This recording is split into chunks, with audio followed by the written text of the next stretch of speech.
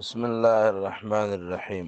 محترم سامعین، پروګرام تحفه د سهار شروع. نن د پروګرام کې موږ د رمضان او د عمرې تذکره کوو. حدیث مبارک کې راځي، صحیح بخاری شریف حدیث ته حضرت عبدالله ابن عباس رضی الله عنهما هغه فرمای چې رسول الله صلی الله علیه وسلم فرمایلی دي فإن عمرة فی رمضان حجه، چې عمره په رمضان کې د حج برابر ثواب لري.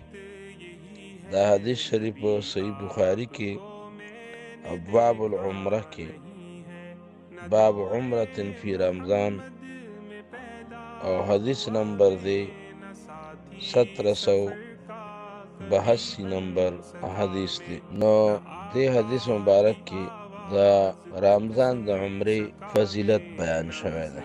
بل یو حدیث کې راځي چې یو زنانه وه، هغې رسول الله سلام ته نه تپوس وکړ چې ته حج له ولې نه ځې؟ نو هغې ورته وویل چې زمونږ صرف 2 اوښان دي، په یو باندې زما زوی او د هغه پلار حج له ځي، او دویم چې دی هغه زمونږ کور کې پرېښودی دی، موږ پای باندې د پټي کار وکړو، اوبه پې وکړو او ضرورتونه د پټي پې پوره کړو. د دې وجې نه بله سورلي نه وه، نو زه حج له لا نه ړم. نو رسول الله سلام ورته وفرمایل چې کله د رمضان میاشت راشي نو په دغه میاشت کې عمره ادا کړه، ځکه چې رمضان کې عمره ادا کول دا د حج برابر دی.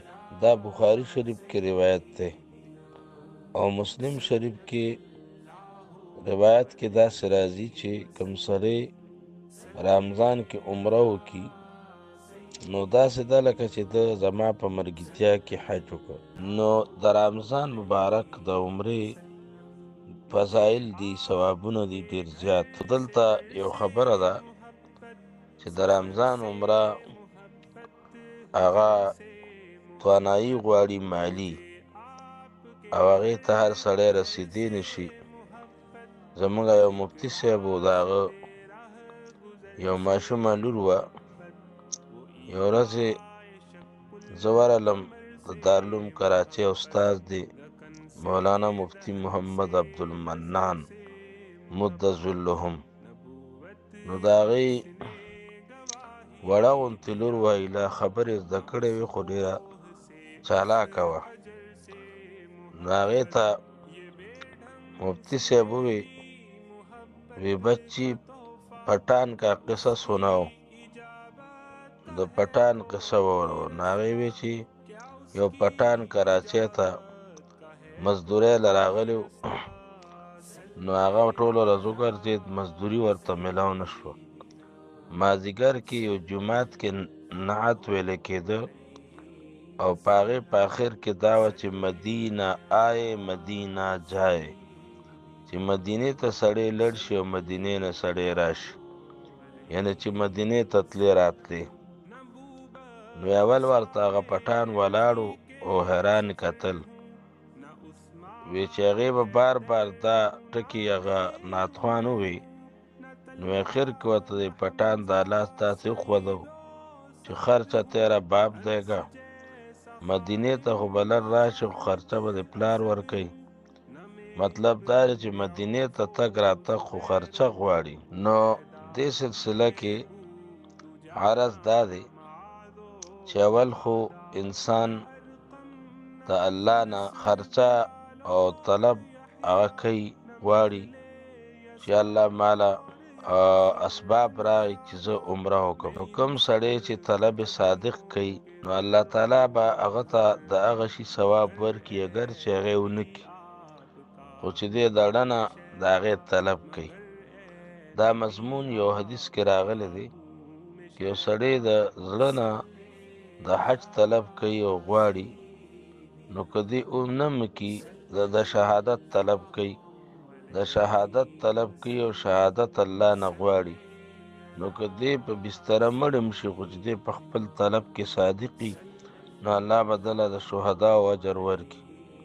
نو دارنګې دعا کول چې الله ما ته د عمرې کولو توفیق راکړي او بیا په میاشت رمضان کې راکړي او دې په دعا کې صادقي په طلب کې صادقي نو الله به دله د رمضان د عمرې ثواب ولیکي اگر چې دې عمره ونه کړي.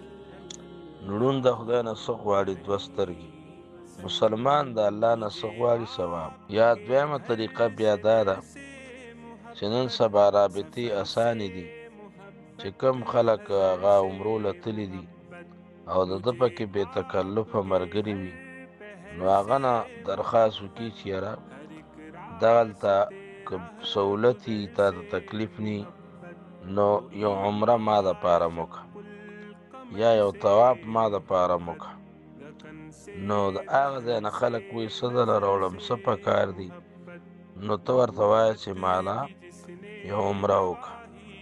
نو دې رمضان کې چې تاله یو عمره وکړي نو هغه څه نه څه د هغې هغه تلافي به وشي تا ته به د رمضان عمره نصیب شي.